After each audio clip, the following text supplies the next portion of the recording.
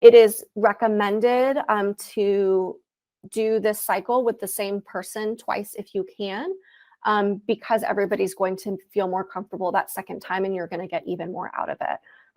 If you can't do that for whatever reason, it's not the end of the world, but I think that for the most positive experience for everyone, doing the same person twice would be beneficial. Any other thoughts, noticings, wonderings you were having?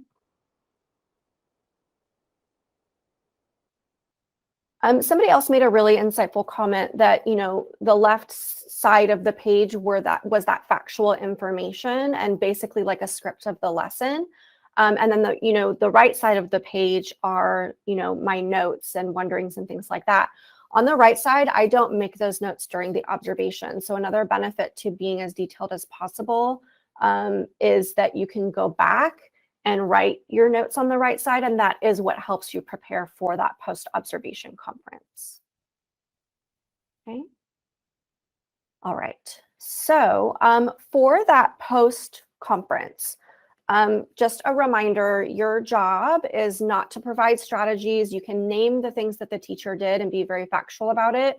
But really our job during that post-conference is to facilitate that reflective conversation. So let me show you in that sample form. These, so what I did, like I said, I did my observations, then I went back after to put down my notes and questions. I think in this one, I only had like one question or puzzling moment. Here, I said, I'm wondering about this. Sometimes you'll have more than one. So I did that after, and then I made my plan for my post-conference. Again, different schools of thoughts on whether or not you record your ideas from the post-conversation. I typically tend to take notes. It really depends on your school and the model that they use, but I do tend to take notes because one of the goals of coaching is to continue that work and have that continuous cycle happen over and over again to build that relationship and continue that coaching cycle. And so by taking notes, you'll be able to go back and remember, like, oh, remember last time when we spoke, you said this. What are you thinking about that now? Or, what have you done since thinking that? So it's really a helpful way for everyone to just remember what the conversation was. And again, it makes everything very transparent. You guys are going to be video recording your post-conference, so that's a record there if you need to refer back to it. So it's up to you if you'd like to type that out. So this is your roadmap. You want to make sure that you have thought out your questions and written them down or typed them out before going into that post-conference so that the conversation is as purposeful as possible.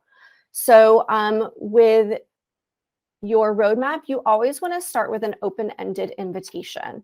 So one example of that is, what have you been thinking about since the lesson? This open-ended question allows for that safe space for the person we're coaching to honor what's most important to them and help them lead the conversation in that way. And also, if they have anything that they need to get off their chest, that's helpful as well. Then we want to reference student data. So she did want me to focus on the timing. And so in the reference, I noticed that the students spent about 13 minutes previewing the text, making predictions. And so then I asked, tell me about that process and what you were thinking as you facilitate that conversation. Again, I'm not saying, oh, that was like a long time, or, oh, that wasn't enough time. I'm just stating the fact and asking the teacher to process through and think about the moves that they were making as a teacher at that point. Next, we have reflection in action.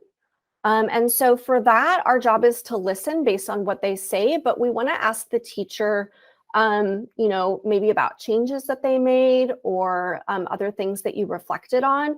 And asking them about a change is not meant to be evaluative. It's meant to support the teacher to reflect on their role as an educator in that moment.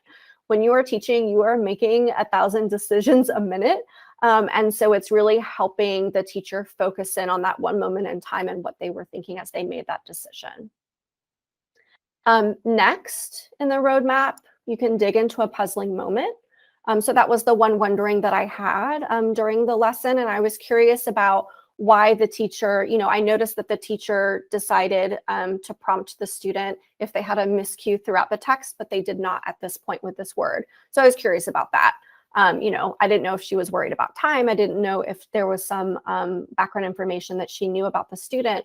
So it's really just, thinking about that puzzling moment and, thinking about the moves that they made as a teacher there.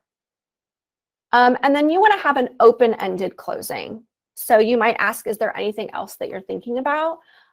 So it might be related to their goal, it might not be, but that just helps open up the space for anything else that might be on their mind, and maybe have an opportunity to discuss something that hasn't been discussed yet. And then at the end, it's really important to think towards growth. And so we're focusing on the growth and their goals for the lesson and how they feel like they're progressing towards that growth. And again, we're using that anecdotal data, thinking about the students. And then last, it's really important to think about that action plan and moving forward, because we can do all of this hard work, but if we don't have an action plan moving forward, it's really hard to make positive changes and be the best teacher possible. So we want to ask, what are you going to bring forward with you? It could be related to content, questioning, teaching, their goals. It's really important, like I said, to have all of this mapped out for your roadmap. You might not go about your conversation in the exact order that you have. You might not get to every question, and that's okay. It's still highly recommended, that you have it mapped out though, so that, like I said, that conversation can be as powerful and purposeful as possible. And really, you're just showing the teacher through this conversation that they have lots of choices in their teaching. And so, it's all about the choices that we make. And, as we're reflecting, we might decide, oh, next time I'm going to try this and see how it goes.